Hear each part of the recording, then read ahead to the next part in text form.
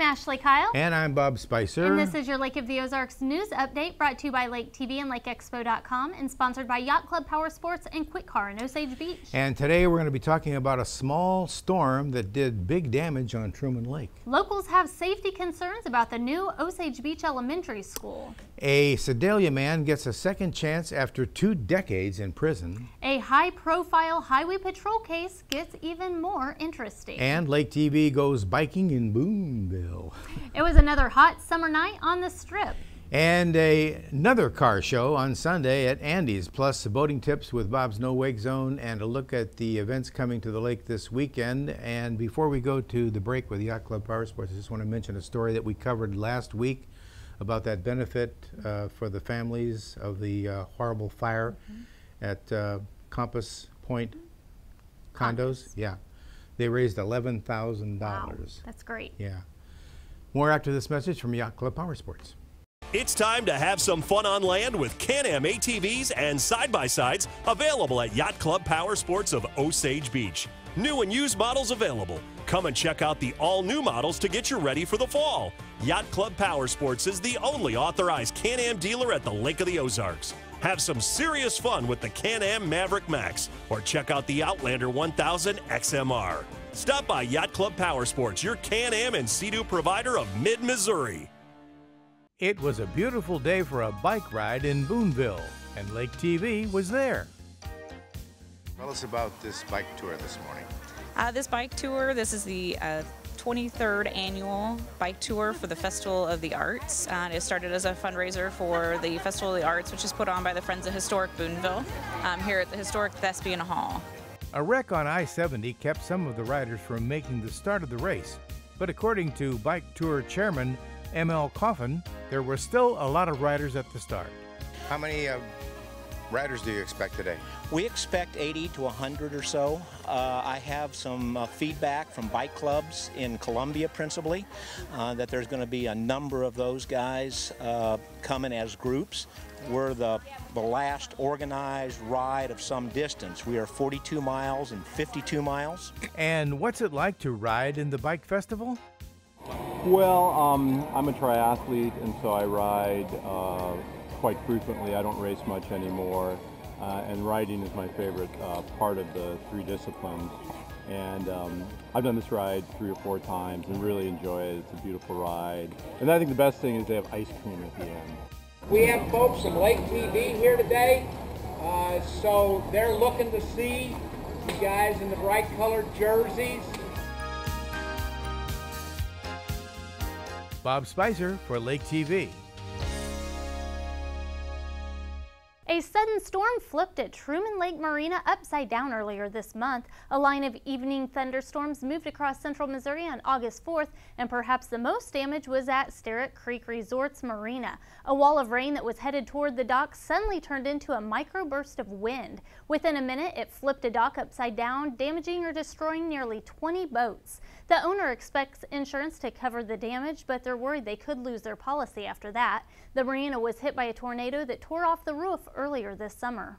As crews scramble to finish work on the new Osage Beach Elementary School, locals are worried about student safety. A lack of sidewalks, shoulders, and a turn lane near the school caused a ruckus at a recent Osage Beach Board of Aldermen meeting. But as Alderman Kevin Rucker pointed out, the challenge will be finding money to make any changes. The board has approved a new school zone and speed limit on Nichols Road, which is likely the only thing the city could do for a fix in the short term. The board also noted that buses would run even for students who live close to the school, so nobody will have to walk to school. Cities and villages across Missouri will be subject to a new state standard beginning next year, and the Sunrise Beach Board of Trustees is studying the new law carefully. Governor Jay Nixon signed the municipal court reform bill after the federal government found problems in the Ferguson Police Department and court system. Among other things, the bill limits the amount of revenue cities can get from traffic tickets. Any extra would go to the state education fund.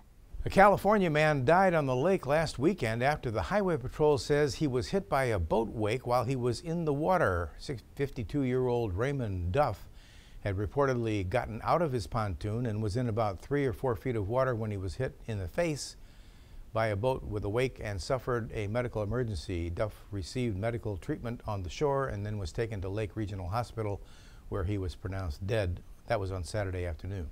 A nonviolent drug offender has been granted parole after Governor Jay Nixon reduced his life sentence. 61-year-old Jeff Mazinski of Sedalia has spent more than 20 years in prison for 3 nonviolent marijuana offenses. Mazinski was sentenced to serve life without parole under Missouri's prior and persistent drug offender law, but that law has now been repealed. Mazinski is expected to be released by early September.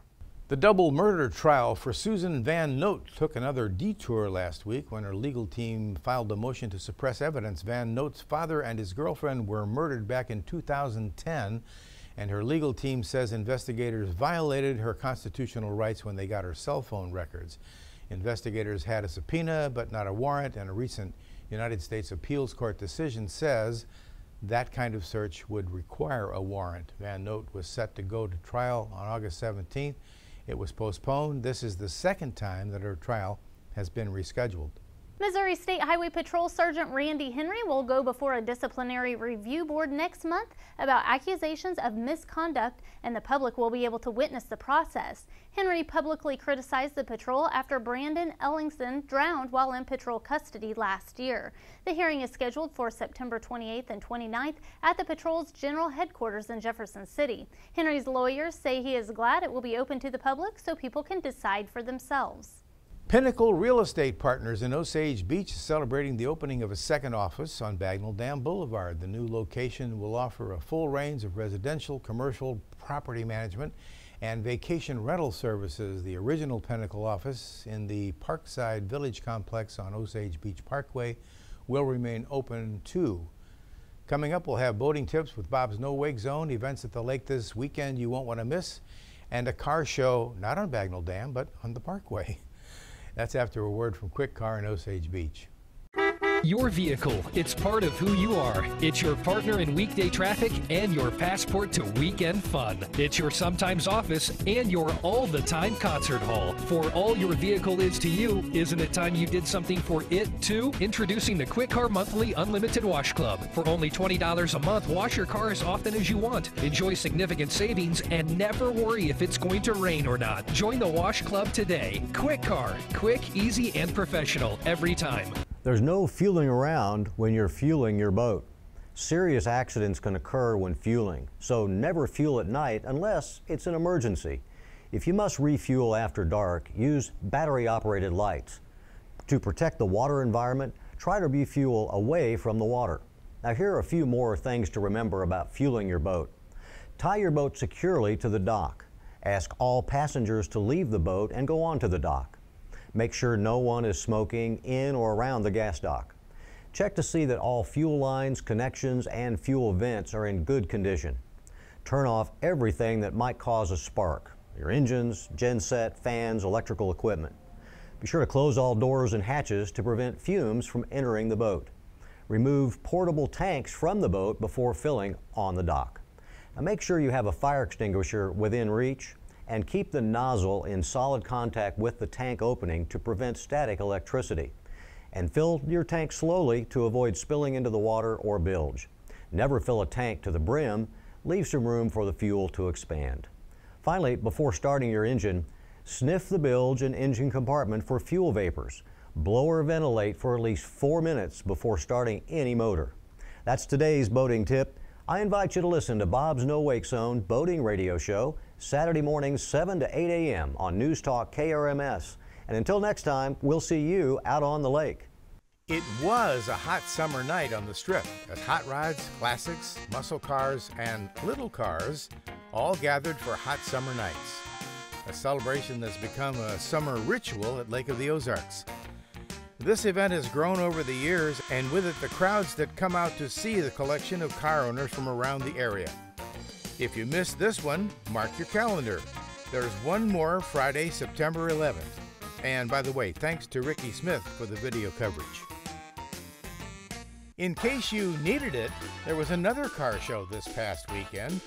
About 50 cars showed up at the second annual Grand Glaze Car Show.